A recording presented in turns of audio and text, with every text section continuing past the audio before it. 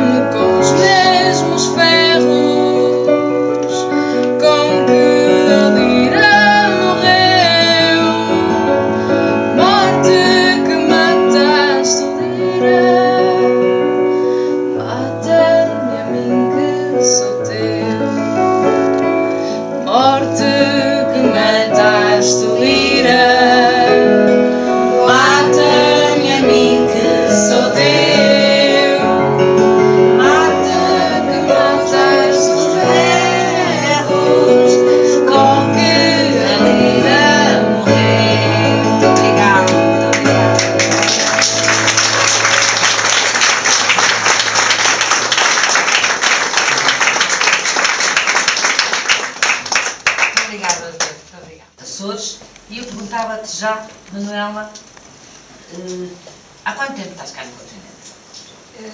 Estou cá há alguns anos. Eu sou muito jovem ainda, como podem verificar, mas eu estou cá desde 88. Já estou cá há alguns aninhos. Sem dúvida que sou muito mais nortenha do que propriamente Ilhéu. Mas uma vez Ilhéu, sempre Ilhéu. Hoje, sem dúvida, isto para mim é a minha alma. Foi uma grande surpresa ver aqui a minha terra, que nós chamamos isto das hortênsias. Eu nasci com isto, eu brinquei com estas flores. Não é por acaso que Faial se chama a Ilha Azul? A Ilha Azul, exatamente. A Ilha Azul. E que se chama nos Açores também a estas flores que marcam a tua presença por cá. Foi difícil arranjar, mas cá está. Os novelos fazem parte da linguagem açoriana, que se refere exatamente... Raul Brandão já falava neles. O nosso Raul Brandão. E dizer-vos que Faial, que é uma ilha banhada pelo Atlântico e onde se encontram os ditos novelos, estes referidos novelos que temos aqui entre nós, é banhada pelo Atlântico, que banha também o Faial e que, de quem se diz, das pessoas que a habitam, que são pessoas trabalhadoras, pessoas de ideias fixas, determinadas e nobres de caráter. Assim dizia já o primeiro historiador que escreveu sobre os Açores. Sabemos já que estás cá desde 1988 e que te lançaste nesta aventura da escrita. E eu ia perguntar-te, Manuela, a aventura da escrita nasceu quando? Ora bem, eu desde que me lembro e desde que consegui transmitir emoções para o papel, eu desde sempre escrevi. Mais quando era jovem e na minha infância, eu escrevia mais poesia. A escrita, propriamente em prosa, já veio um pouco mais tarde, veio precisamente na época de 88, veio a prosa. Sim. Declaras-te, e isto é só para fazer o retrato inicial de Manuela Vulcão, a nossa escritora de hoje, tu declaras-te e defines-te como uma sonhadora. Sim. Queres ajudar-nos a perceber melhor? Ora bem, eu bastante jovem, eu sonhava, eu via os barquinhos lá na linha do horizonte, e eu já sonhava, eu já era uma sonhadora, porque aquela ilha para mim não era o suficiente. E então eu já era uma sonhadora. Eu já sonhava com um partir um dia. Um partir, como é óbvio, esperaria partir. E nessa altura eu já sonhava. E eu sonhava com o quê? Precisamente com o amor, com a felicidade, com a partida. Daí eu sou uma sonhadora nata. Eu não tenho culpa, eu nasci assim. Uma romântica incurável. E vou morrer assim, com certeza. Olha, disseste há bocado, eu ia pegar nessa frase que acho interessante, disseste há bocado que Ilhéu uma vez, Ilhéu para sempre. apesar da vontade de partir. Eu acho que há quase uma contradição aparente nessa, que não é, vamos ver que não é, mas há quase uma contradição aparente nesta afirmação, que por um lado se fica agarrada, impregnada do cheiro das hortênsias e da cor e do mar e do cerilhéu, da bruma, por um lado, e por outro lado, a ânsia de atravessar o Atlântico e de procurar novas paragens. Conciliar isso depois com a saudade, é fácil estar aqui com a saudade dessa bruma, das hortênsias, dos novelos, da ilha, isso é fácil, conciliar essa saudade?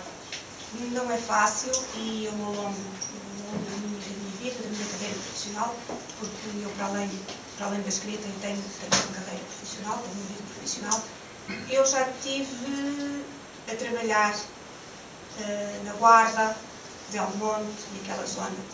E eu entrei em depressão. E entrei em depressão porquê? Faltava-me mar. E o porquê de eu estar aqui no Norte e ter escolhido precisamente Vila Nova de Gaia? Porque eu, quando saio, eu olho o horizonte e vejo o mar. Isso, de certa forma, veio colmatar a minha grande necessidade de mar. Mas o cheirinho aos Açores não existe. Não existe. E poetisa como é, e vamos ver que também há arte poética na obra que não é hoje que celebramos, porque nós estamos a celebrar um livro de prosa. Eu vou dizer-vos um poema em homenagem a Manuela Vulcão, a nossa açoriana de hoje. Vou dizer-vos um poema de Natália Correia.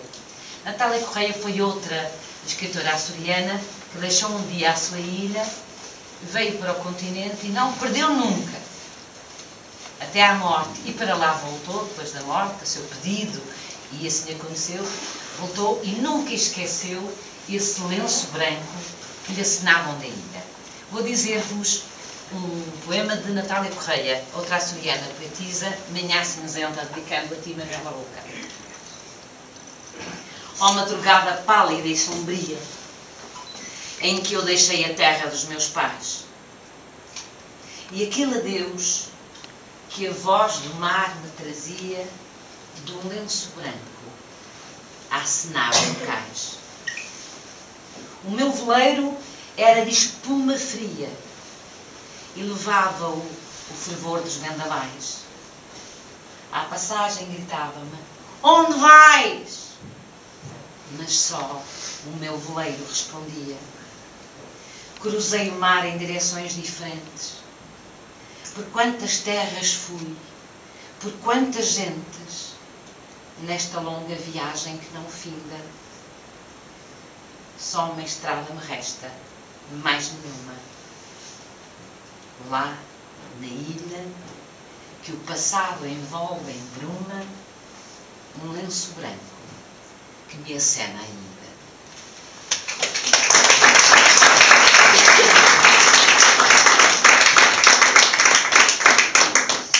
A obra de que Manuela Vulcão nos vem hoje falar, como eu disse já, é uma obra em prosa, embora ela tenha já poesia, e nós vamos divulgar um bocadinho da sua poesia, porque é de justiça fazer o retrato completo à mulher que temos hoje connosco. Já vamos falar disso, mas deixem-me falar no título da obra. A obra está à vossa direita, na mesa exposta, e o título é A Filha de Ninguém. Não quero que me reveles a história, mas depois de a ler, e devo dizer que a li 2 vezes, porque o projeto de apresentar a Manuela Vulcão é um projeto que já tinha, enfim, já foi previsto para pai há 1 mês e meio ou 2 meses atrás, por impossibilidade da minha agenda não foi possível, apesar de agendar primeiro, sobrepuseram-se outras coisas.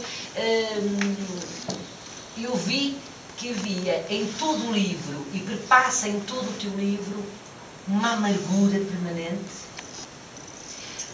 uma saudade, mas a amargura permanente e uma esperança que, apesar de não morrer, está quase moribunda.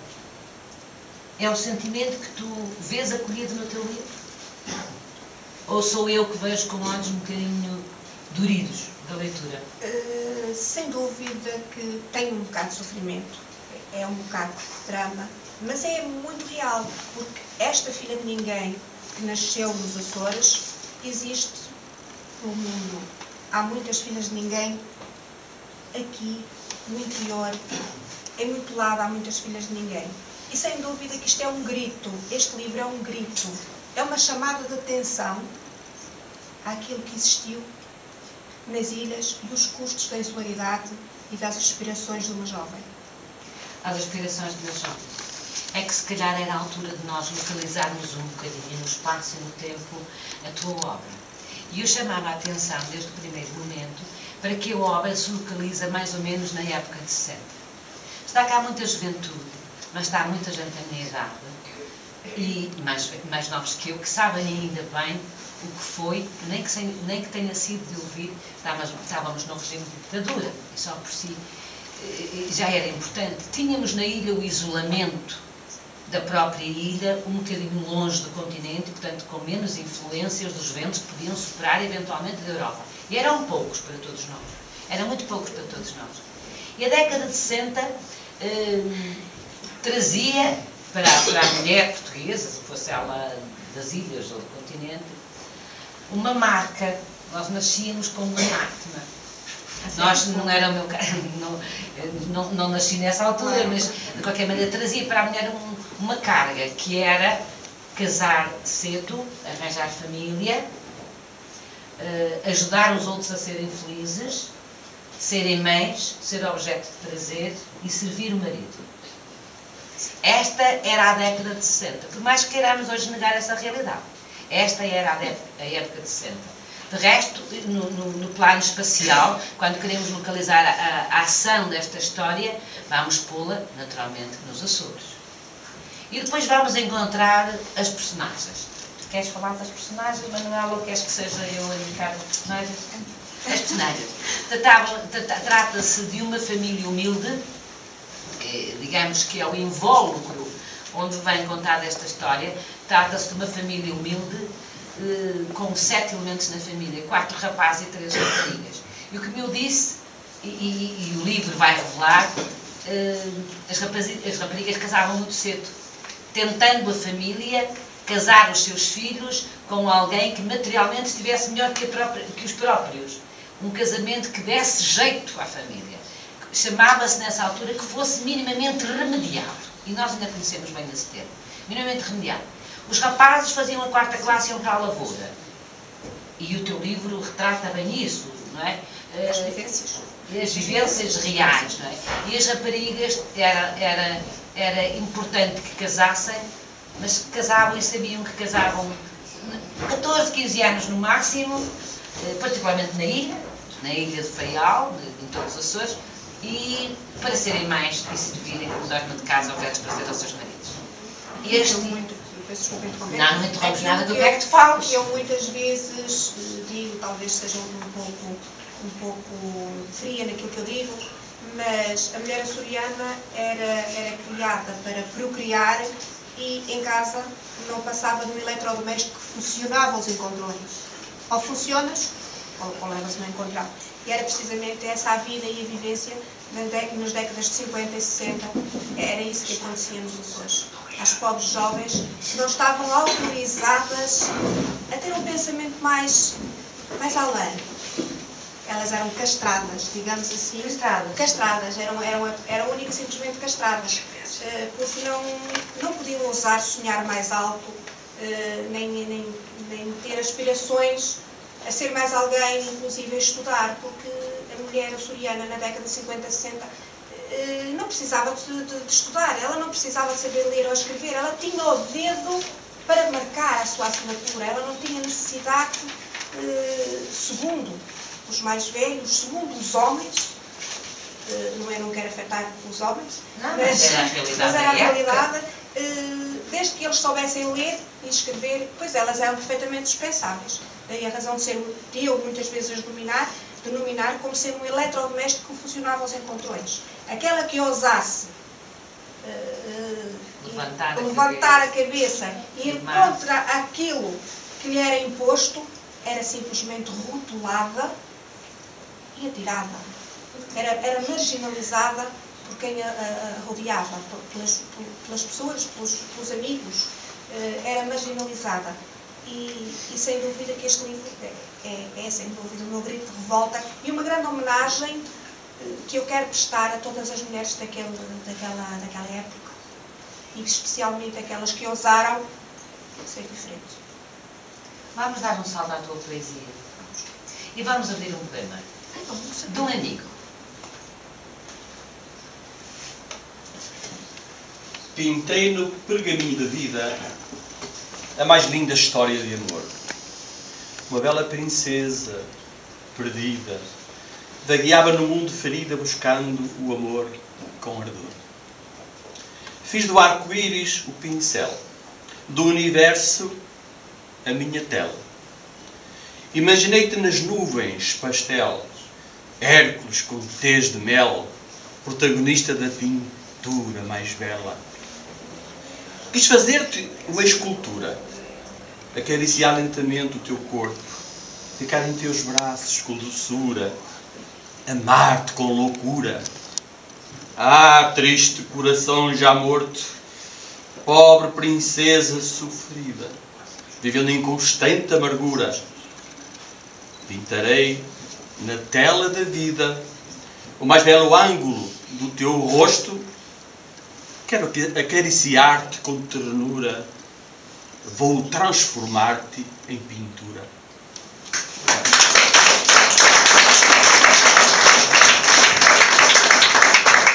A ação propriamente dita. A ação que se desenrola no Pico é uma região de marcado património da Unesco, que toda a gente sabe, ou pelo menos aí fica mais um bocadinho de informação. E há uma curiosidade que se me levanta face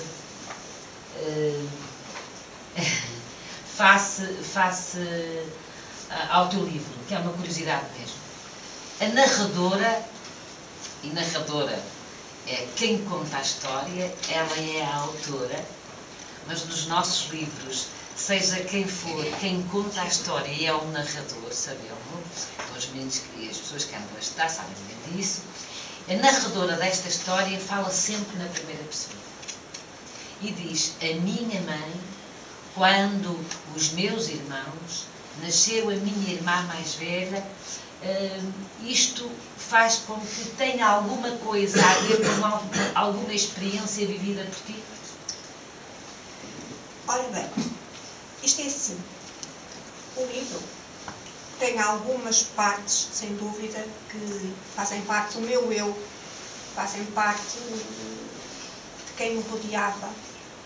Mas o que aqui está é, sem dúvida, o fechar as janelas ao mundo, fechar os olhos ao mundo, começar a imaginar, sentar a escrever, imaginar-me na pele daquelas pessoas. Saber o que se passou e tentar transportar-me para a vivência delas próprias. E daí a razão de vir o eu, o eu. Eu escrevo grande parte, sempre, sendo eu e ter, portanto, os meus irmãos, porque eu consigo entrar, ou por outro, eu não sei se consigo, eu sei que quando reparo e quando leio aquilo que escrevi, eu percebo que sou eu que estou lá. E eu estou sempre lá, porque neste livro, eu desde o nascimento à morte, aos funerais, tudo, eu vivi, eu chorei, eu gritei, eu subi e eu amei. Também amaste. Amei. Há um poema teu, muito interessante, que chamaste Mãe. Tem alguma coisa a ver com uma vivência vivida? Uma experiência de vida? Sim. Esse poema então toca-me particularmente. Então não contes. Vais dizer no fim, pode ser? Queres dizer tu? Posso dizer já. Se quiseres. Então olha, aí está, podes dizer. Não liguem à parte de trás dos poemas, porque isto é um alerta que fica para toda a gente. Isto é o aproveitamento do papel do jornal, que eu aproveito para todos os rascunhos. Portanto, o que se vê por trás são papéis de rascunho que eu aproveito. Pronto. Mas eu não tem menos dignidade, pelo contrário, tem mais dignidade. Eu gostaria que tu dissesses. Com certeza. E eu direi, agora se me permites, que foi o primeiro poema que eu fiz. Ai, que bom, não sabia. Aí está a novidade. O primeiro poema que eu fiz e que dediquei àquela que me deu o ser e que partiu praticamente sem me conhecer, mas que deixou um legado, foi continuar a luta que ela iniciou.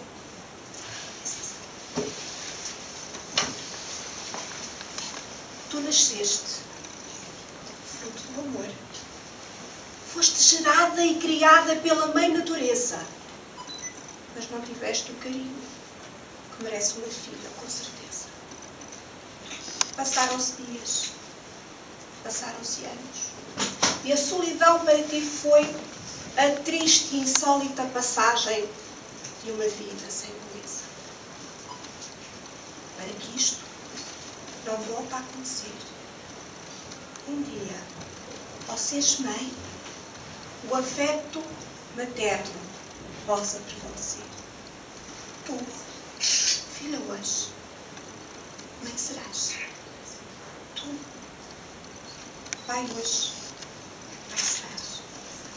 Tu, filho ontem, amanhã, darás ao mundo a tua pálida semente. Tu és vida.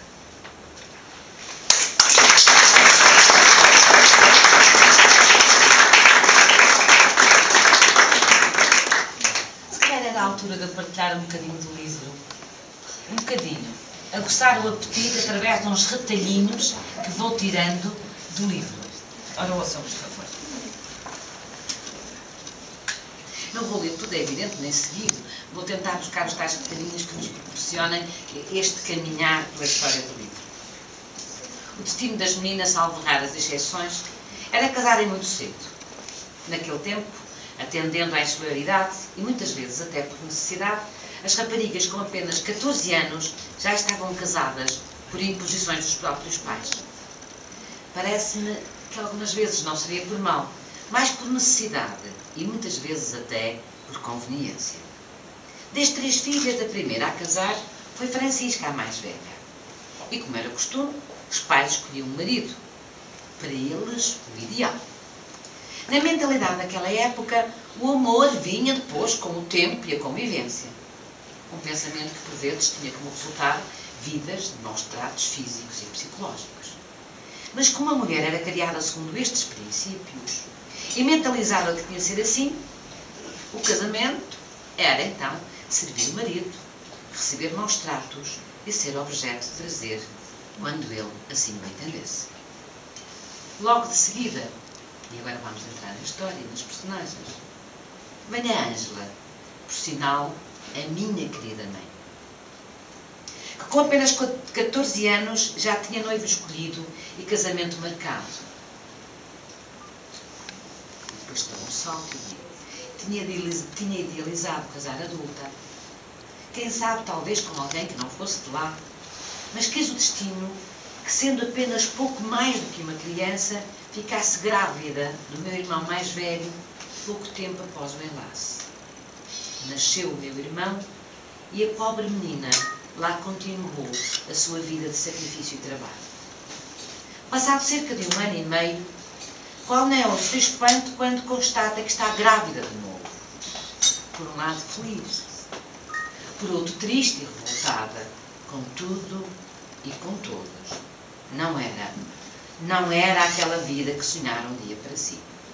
O seu sonho sempre fora casar, sim, mas com o eleito do seu coração.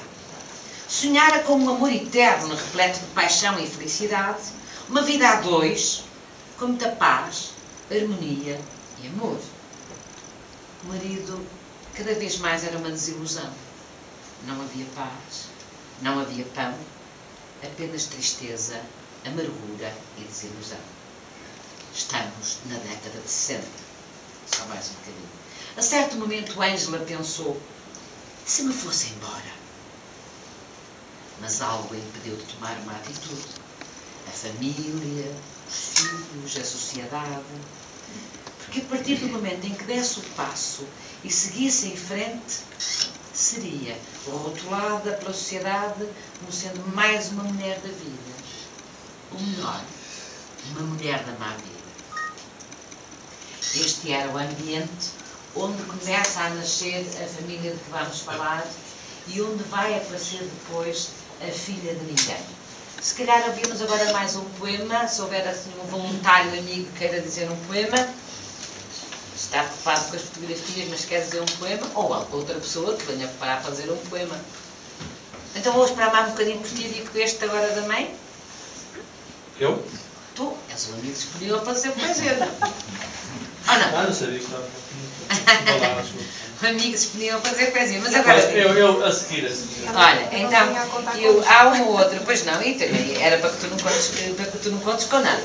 Um outro poeta açoriano é Vitorino Nemésio.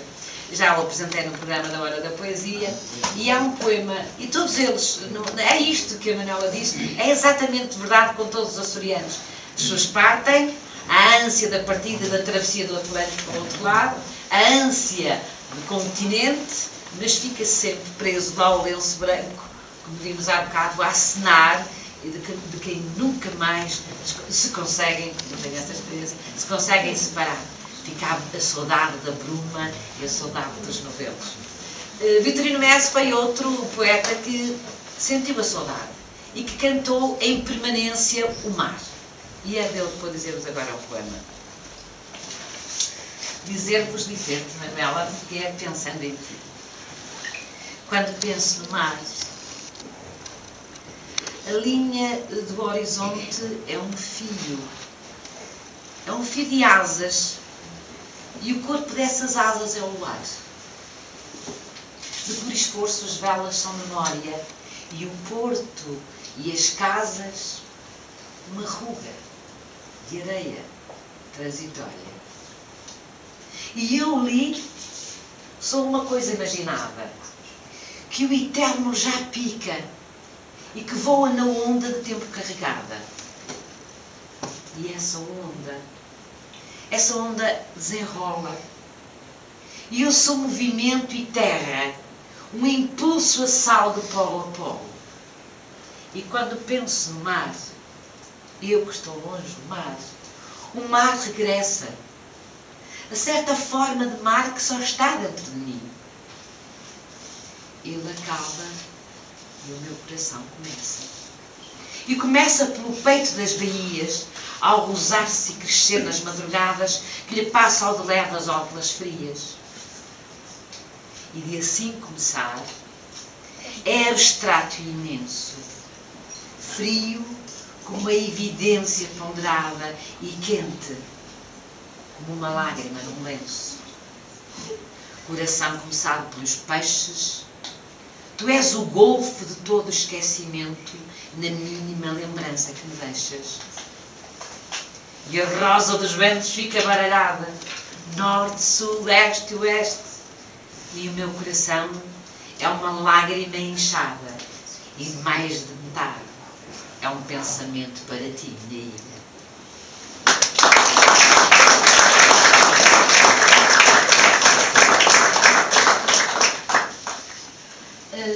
Vais-me responder a perguntas, porque vamos considerando assim e conhecendo o livro aos pouquinhos.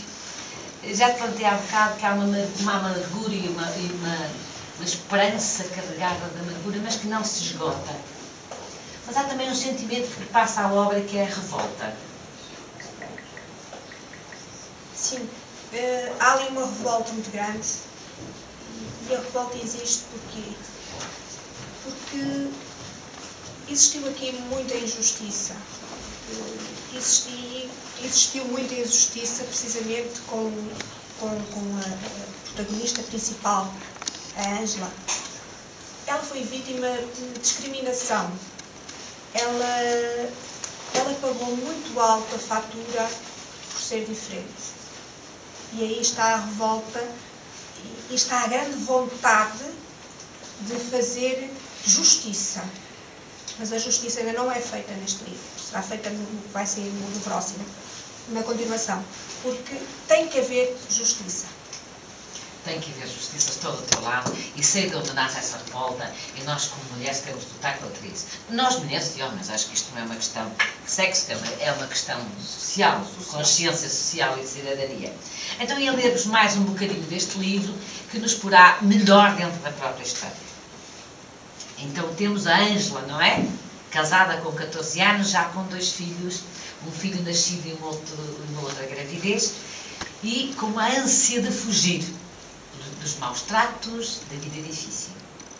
Certo dia, após uma noite turbulenta, O único pensamento que tinha em mente era: eu tenho de sair deste inferno, não aguento mais. E pedia ajuda a Deus para que de alguma forma ajudasse naquela decisão tão importante. Estamos a falar em 1960 e de uma jovem, naquele momento com apenas 20 anos, a quem as circunstâncias da vida obrigaram a passar a criança, a mulher e a mãe. O desespero, a desilusão e a revolta eram tais que só pensavam em fugir. Fugir. Acabar com o martírio de ter de encarar e suportar, dia após dia, um marido que não amava e, com o passar do tempo, já nem amigo era. Era-lhe indiferente. Mas sabia que culpados não eram eles, mas sim o meio em que viviam. A mentalidade deixada de geração em geração e que era uma herança e tradição a ser cumprida. Sofreste na pele também esta sociedade cuja mentalidade era obrigar a mulher a estar encaixotada dentro deste papel?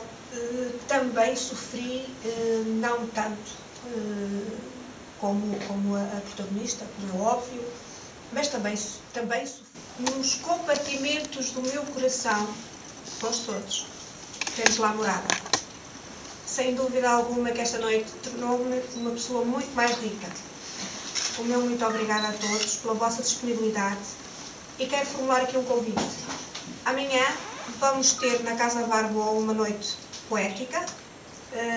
Será um encontro lusófono, precisamente de poetas. E queria fazer-vos um desafio a quem gosta de poesia. Vamos ter eu e a doutora Conceição, vamos fazer um programa chamado Poetas do Meu Coração numa Casa de Fados. Ainda bem que disseste isto, que eu ia já fazer essa pronto, gostaria de vos ver lá, porque não existia fado sem poesia.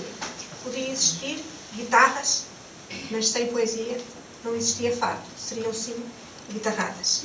E nós o que vamos lá fazer precisamente vai ser um jantar com uma quantia simbólica, portanto são 10 € por pessoa, e vamos jantar e poemar.